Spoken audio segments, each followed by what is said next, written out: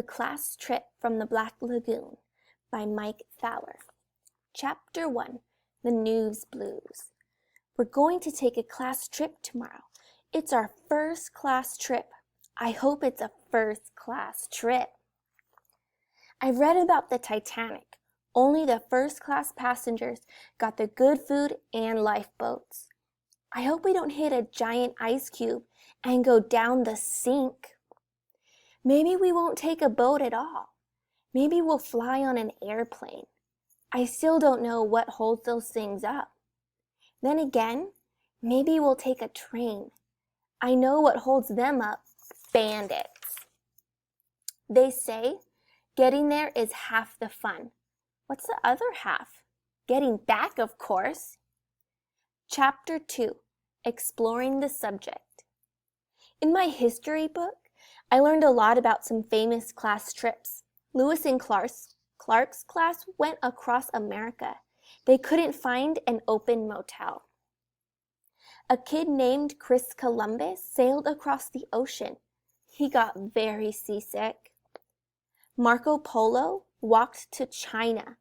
He met a real emperor. Richard Byrd's class went to the South Pole. They met a real emperor penguin. And Neil Armstrong went all the way to the moon. He didn't meet anybody. I wonder where we're going and whom we're going to meet. Chapter 3. Destination Speculation. Freddie calls. We talk about all the possibilities. Then we pick our favorite one. Freddie wants to go to Pizza Mutt. I choose Disneyland. But we'll probably be going to the Nature Museum or the Art Museum. At one, you look at the charts, and at the other, you look at the arts. Freddie still holds out for Pizza Mutt. He always looks on the bright side. He's an optometrist.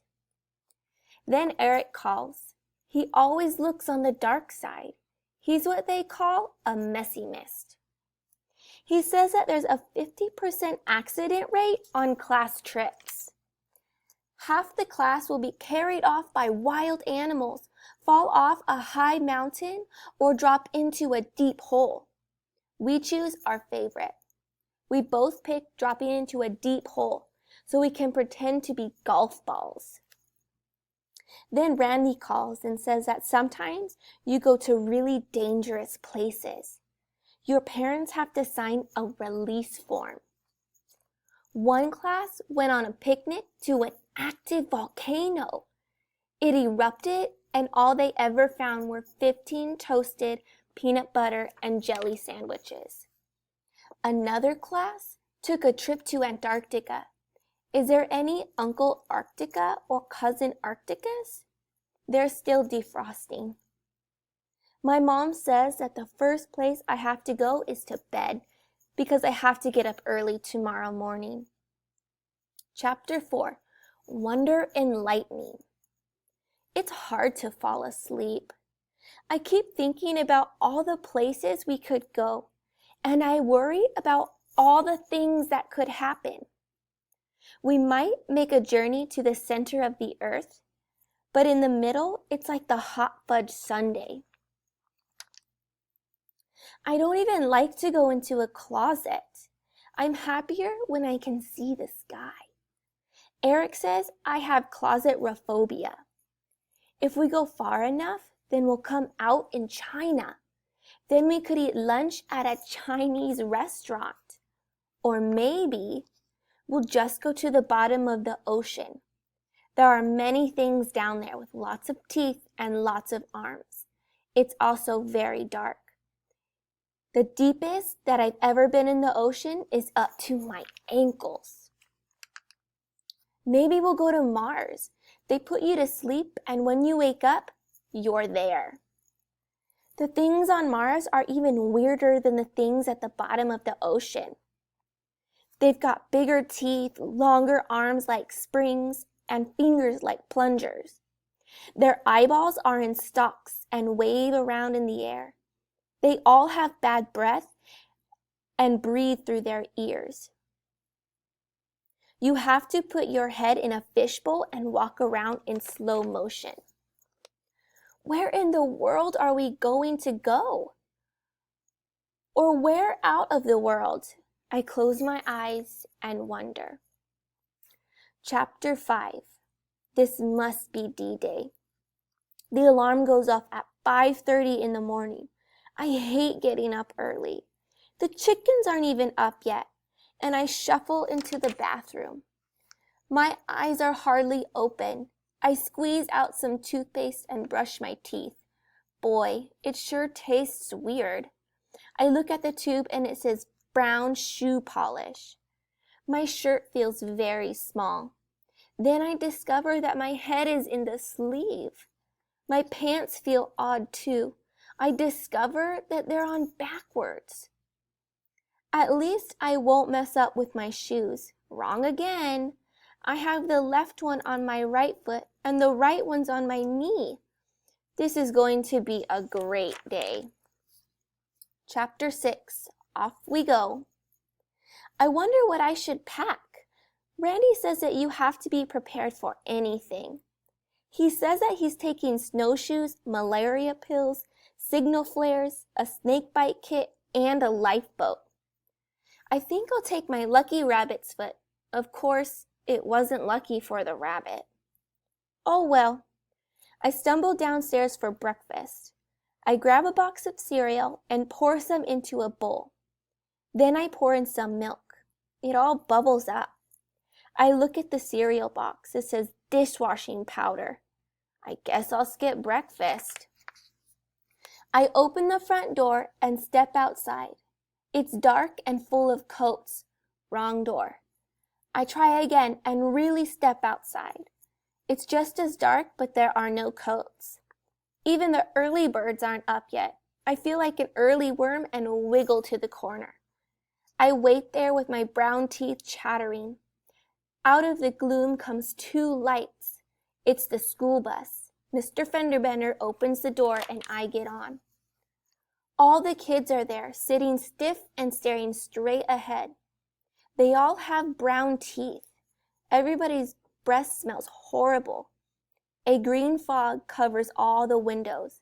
I guess we won't be singing camp songs today. After 4 minor collisions, Mr. Fenderbender stops and tells us to get out. Things have to get better, don't they? Chapter 7. Into the wild blue yonder. We're at a small airfield. Mrs. Green is standing by the first passenger plane ever made. It says, "Built by the Wrong Brothers" on the side. As we climb aboard, she hands each of us a parachute. I guess we're not going to the museum. We strap them on and try to sit in our seats. I feel like a camel. Mr. Fenderbender puts on a pilot's cap with goggles and sits up front with Mrs. Green. They both try to figure out how to start the plane. Meanwhile, Eric, class clown, pretends to be the flight attendant and gives the safety instructions. In case of the likely event of water landing, your seat cushion can be used as a flotation unit. I look down. There is no seat cushion. This is definitely not first class. Doris asks what movie we'll be playing. "We're showing a bunch of selected shorts," Eric answers. He smiles and then reaches into his backpack and pulls out his underwear. "Gross!" we yell. Mr. Fenderbender guns the engine. We're all pressed back in our seats. "Happy landings," cackles Mrs. Green. Chapter 8. Flying High. Mr. Fenderbender flies like he drives. We do loop-de-loops, barrel rolls, and dives. Penny throws up. Good thing I didn't eat breakfast.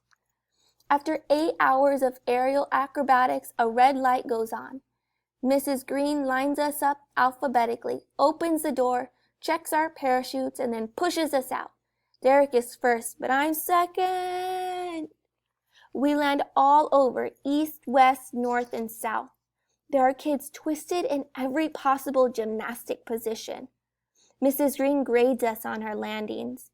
Freddie's the only one who gets an F. He landed in a lion's mouth. We are all a little shorter as we line up and march off into the jungle. The lion burps. Freddie would have liked that. Chapter 9. Jungle Bungle.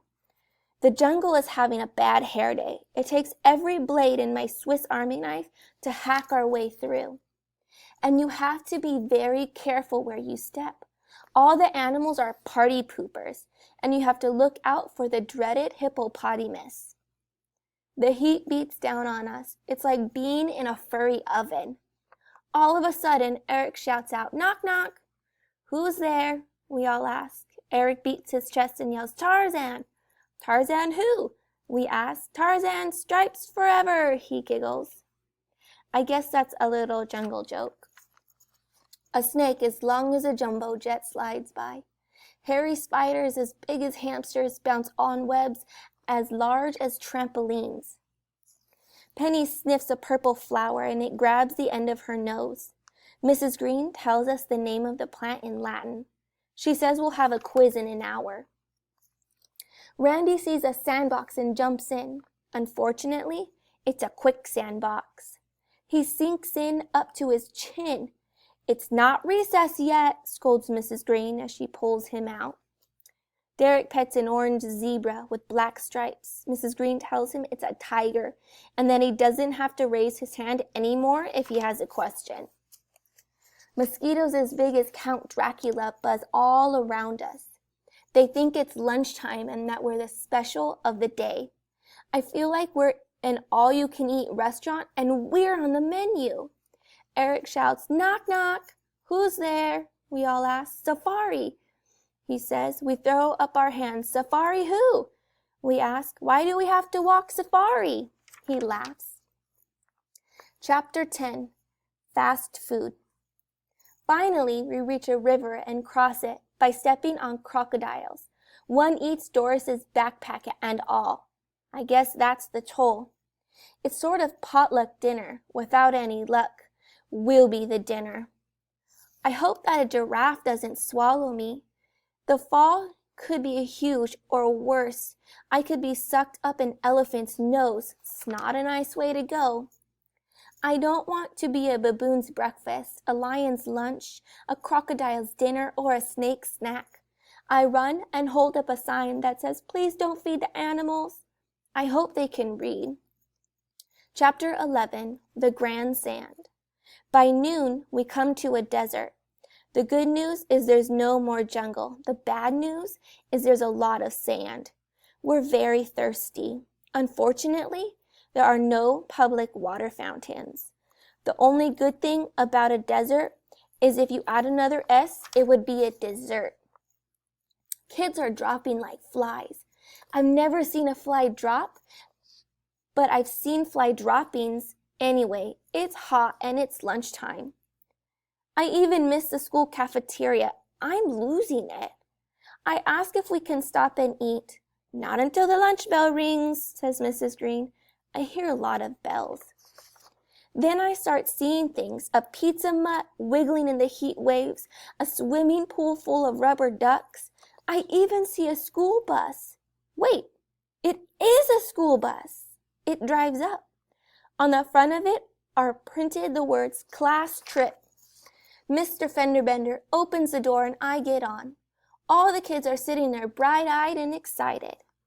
Mrs. Green says we're going to the zoo to see a lot of wild animals. Hey, that's baby stuff. They're all in cages. A zoo is pretty tame after you've seen the real thing. Maybe next time we'll blast off to Space Station, climb Mount Everest, or water ski up the Amazon River. Now that would be a trip.